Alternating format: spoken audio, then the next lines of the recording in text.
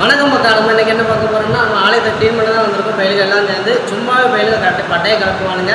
இன்றைக்கி எப்படி பண்ணுதான்னு பாருங்கள், வீடியோவை பார்த்து தெரிஞ்சுக்கோங்க. நம்ம சர்ச்சை ஐடியா ஃபாலோ பண்ணிக்கோங்க.